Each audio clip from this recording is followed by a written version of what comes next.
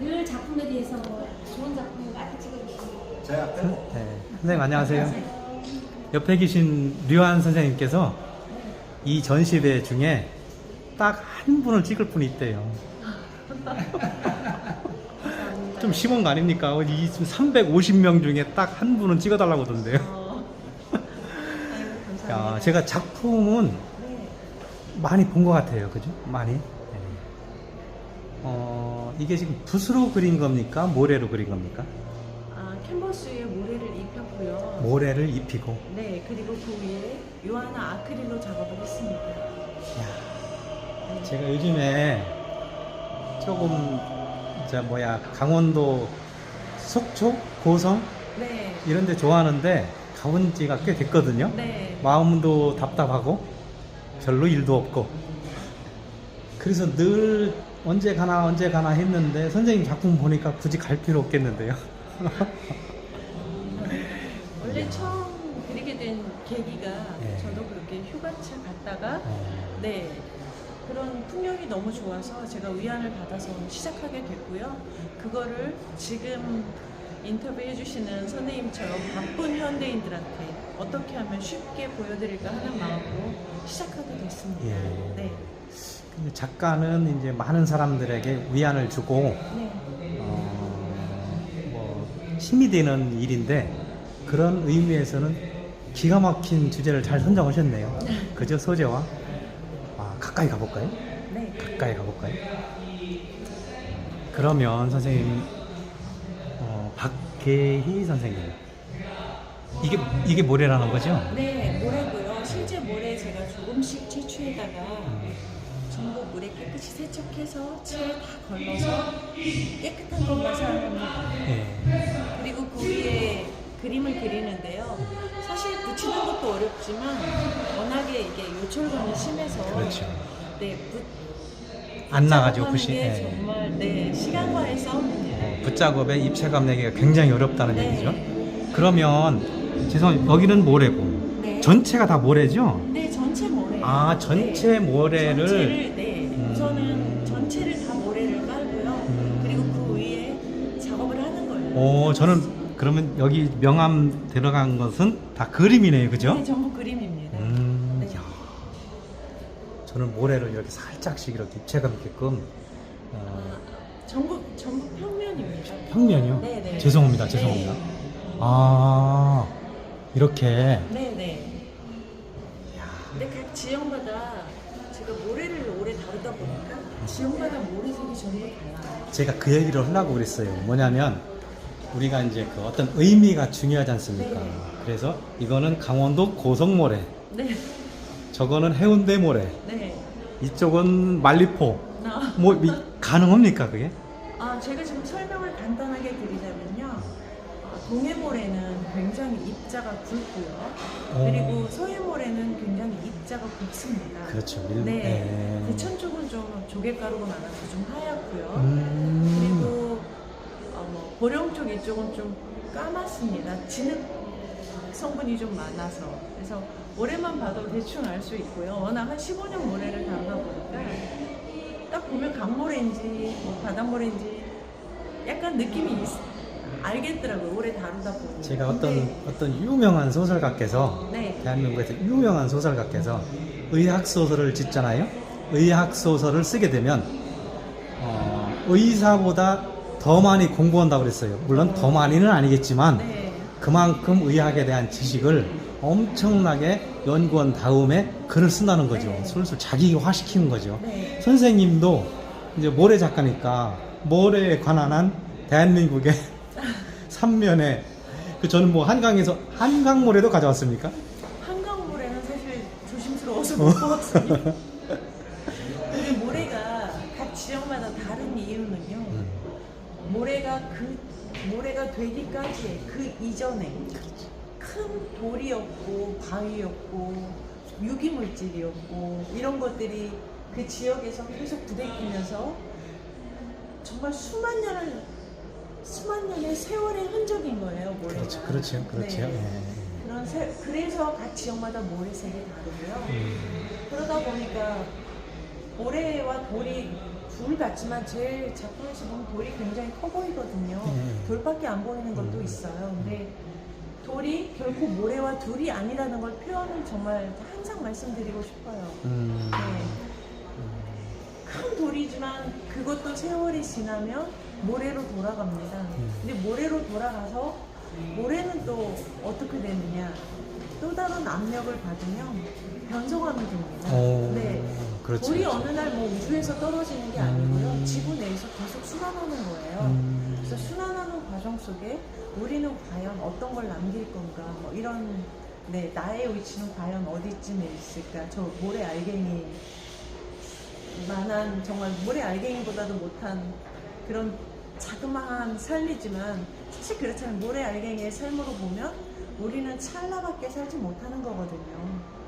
수만 년의 모래 알갱이의 삶에서 보면 그래서 그런 걸 볼 때 과연 어떤 걸 남길 건가 그런 고민을 하면서 작업을 하고 있습니다. 박계희 작가님은 몇 살입니까? 외람됩니다. 예. 71년생입니다. 이야, 제가 한 1000여 명 가까이, 700~800명? 네. 모르겠어요. 예, 뭐 인터뷰를 수없이 했는데 박계희 작가님만큼 이런 그 젊은 나이에 작품에 대한 확실한 철학을 가지고 표현을 이렇게 잘하시는 분이 드물거든요. 그게 사실은 꼭 필요하거든요. 근데 다른 분들은 억지로 그 자기의 작품의 철학을 끼워 맞추는데 선생님 있는 그대로를 표현하시는데도 진솔한데도 대단하네요. 그게 모래의 힘인 것 같아요. 모래가 주는 편안함과 모래가 주는 그 모래 알갱이의 바람불만 날아가서 정말 아무것도 아니지만 언제부터 모래를 때 썼습니까? 한 15년 전부터 이 작품을 하고 있고요. 그 전에는 저도 예쁜 꽃만 그리던 꽃작가였습니다. 그 꽃만 그리다가 휴식차 이렇게 바닷가에 갔을 때 공기처럼 몰랐어요. 그냥 늘상 곁에 있어서 이게 얼마나 우리한테 위안을 주는지. 저쪽 작품 앞으로 가볼까요? 네.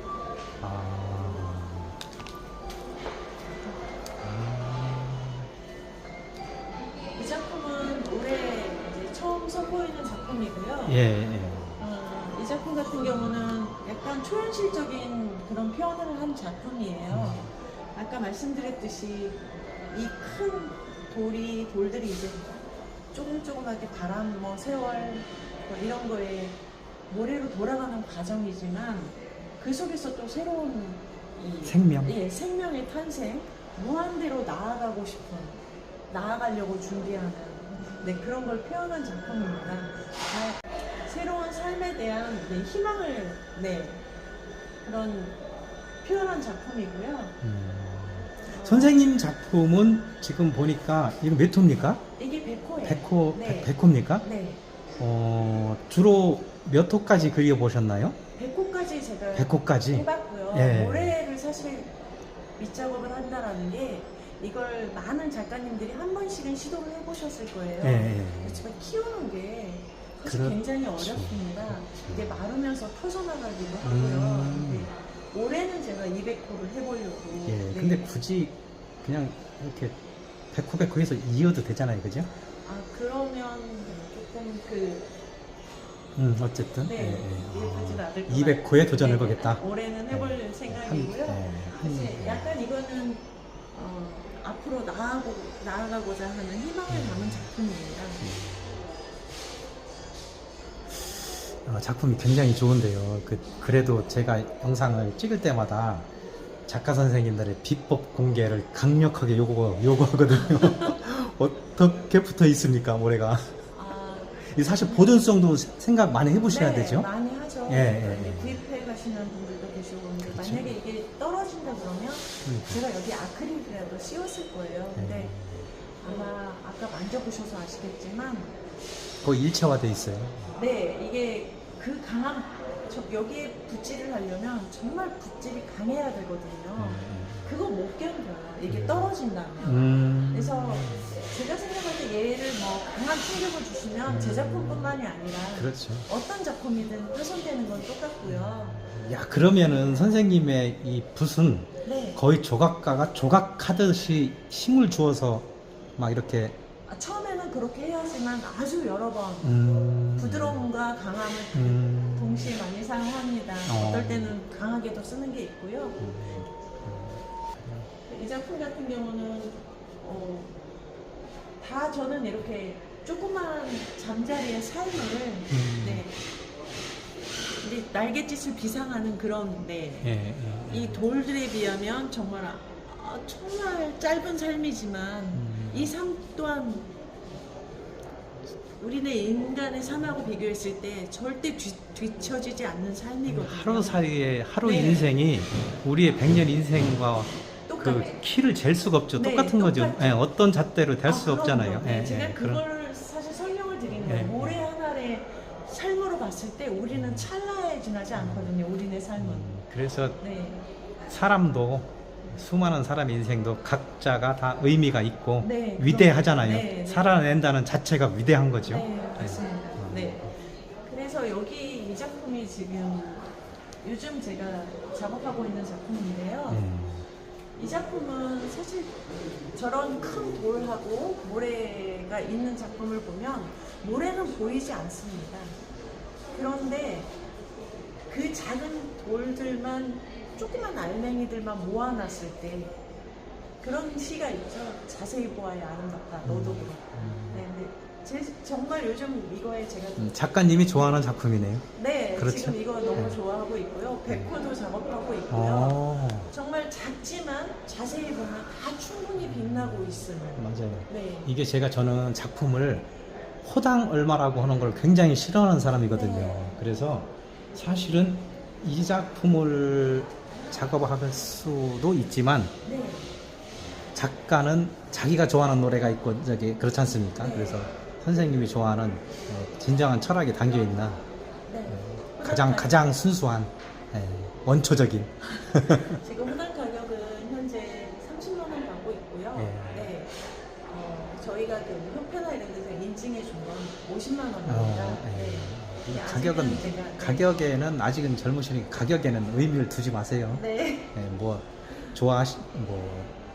얼마든지 선생님은 제가 보니까 무한한 가능성 아니 가능성이 아니라 이미 뭐 정상에 서 계신 것 같은데요. 뭐. 감사합니다. 많이 그걸 제가 보는 걸 도와주시는 것 같아요. 네. 제가 생각하는 시간. 일단 작가가 가지고 있을 건 선생님이 웬만한 건 다 가지고 계신 거예요. 왜냐하면 작품에 대한 주제나 소재를 독창적으로 물론 모래 많이 쓰긴 하지만 선생님이 쓰는 모래와 그 대하는 자세는 남다르신 것 같아서 아마 어떤 작가분들도 그냥 예뻐서 그냥 좋아서 그리는 작품은 없어요. 소재를 그렇게 넣는 분은 없습니다. 다 이 그림에 스토리가 있고 그 뭐 하나를 정말 저 새알 하나를 넣을 때도 저희는 의미가 있거든요. 그래서 이런 돌 하나에도 과연 나의 위치는 어디쯤일까를 이런 걸 하면서도 고민하거든요. 작업은 어디서 하세요? 저는 작업실은 안산에 있고요. 안산에요? 네. 네, 안산에. 네. 안산에. 네. 야, 저는 선생님 같은 분의 작업실은 좀 바닷가에 있었어요. 제가 자주 못 가니까 이걸 그리게 된 거예요. 그럴 수 있어요. 그래서 정말 제 부스에 딱 오시면 잠깐이라도 어릴 적으로 소환되시는 누군가 한 번쯤은 바닷가를 안 가보신 분은 없거든요. 근데 제가 추천드리고 싶은 건 작가는 어떤 공간에서 어떤 환경에서 작업하느냐가 굉장히 중요하거든요. 그래서 바람입니다. 바람이요? 이쪽에서 하고 싶은 게. 근데 아직은 제가 활동을 위해서 하다 보니까 네. 이런 작가분들의 작업실은 사실은 지자체에서 홍보 차원에서라도 제공을 해줘야 됩니다. 동해, 고성 뭐 이런 데서 기다려 볼까요? 네, 기다려보겠습니다. 고맙습니다. 감사합니다. 아이고 대단합니다. 제가 아주 흥분됩니다. 고맙습니다.